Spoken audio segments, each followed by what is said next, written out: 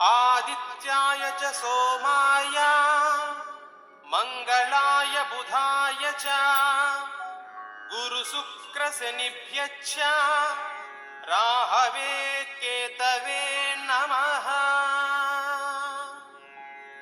रविस्तोत्रम् जपाकुसुमसंकाशम् काश्यपेयं महाद्युतिं तमोरिं सर्वपापाघ्नं प्रणतोऽस्मि दिवाकरम्। चन्द्रस्तोत्रं दधिशङ्खतुषाराभं क्षीरोदार्णवसम्भवं नमामि शशिनं सोमं सिंहोर्मकुटभूषणम्। कुजस्तोत्रं धरणीगर्भसम्भूतं विद्युत्कान्तिसमप्रभं कुमारं शक्तिहस्तं तं मङ्गलं प्रणमाम्यहम्। बुधस्तोत्रं प्रियङ्गुकलिकाश्यामं रूपेण प्रतिमं बुधं सौम्यं सत्त्वगुणोपेतं तं बुधं प्रणमाम्यहम्। गुरुस्तोत्रं देवानां च ऋषीणां च गुरुं काञ्चनसन्निभं बुद्धिमन्तं त्रिलोकेशं तं नमामि बृहस्पतिम्। शुक्रस्तोत्रं हिमकुन्दमृणालाभं दैत्यानां परमं गुरुं सर्वशास्त्रप्रवक्तारं भार्गवं प्रणमाम्यहम्।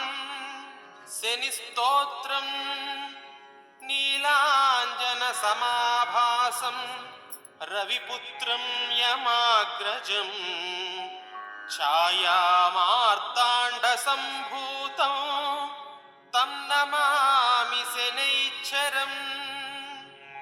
राहुस्तोत्रम् अर्धकायं महावीरं चन्द्रादित्यविमर्दनं सिंहिकागर्भसम्भूतं तं राहुं प्रणमाम्यहम्।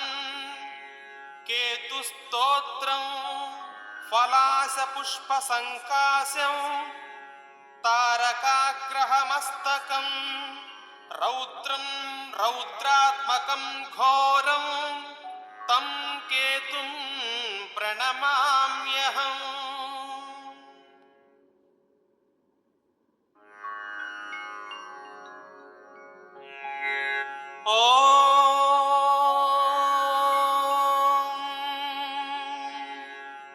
आदित्याय च सोमाय मंगलाय बुधाय च गुरुशुक्रशनिभ्यश्च राहवे केतवे नमः।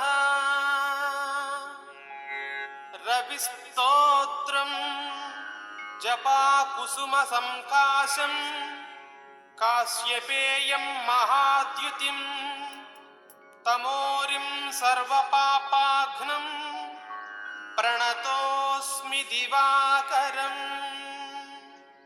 चन्द्रस्तोत्रं दधिशङ्खतुषाराभं क्षीरोदार्णवसम्भवं नमामि शशिनं सोमं सिंहोर्मकुटभूषणम्।